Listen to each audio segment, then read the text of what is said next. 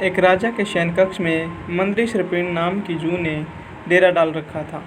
रोज रात को जब राजा सो जाता तो वह चुपके से बाहर निकलती और राजा का खून चूसकर फिर अपने स्थान पर जा छिपती।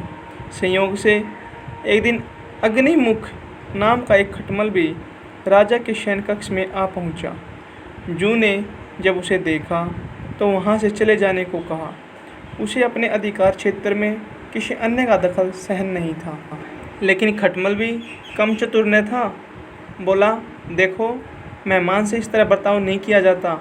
मैं आज रात तुम्हारा मेहमान हूँ। जूह आखिर खटमल की चिकनी चुपड़ी बातों में आ गई और उसे शरण देते हुए बोली, ठीक है, तुम यहाँ रात भर रुक सकते हो, लेकिन राजा का खून चूसने के लिए उसे काटना मत। खटमल बोला, लेकिन मैं तेरा मेहमान हूँ, मुझे कुछ तो दोगी खाने के लिए, और राजा के खून से बढ़िया आओ भगत और क्या हो सकती है। जूह बोली, ठीक है, लेकिन चुपचाप राजा खून चूसना, उसे पीड़ा का आभास नहीं होना चाहिए। जैसा तुम कहोगी बिल्कुल वैसा ही होगा। कहकर खटमल शयन कक्ष में राजा के आने की प्रतीक्षा करने लगा। रात ढलने पर राजा शयन कक्ष में आया और बिस्तर पर पड़कर सो गया। उसे देख खटमल सब कुछ भूलकर राजा का खून चूसने के लिए उसे काटने लगा। ऐसा स्वादिष्ट खून उसने पहली बार चखा था, इसलिए वह राजा को जोर जोर से काटकर उसका खून चूसने लगा।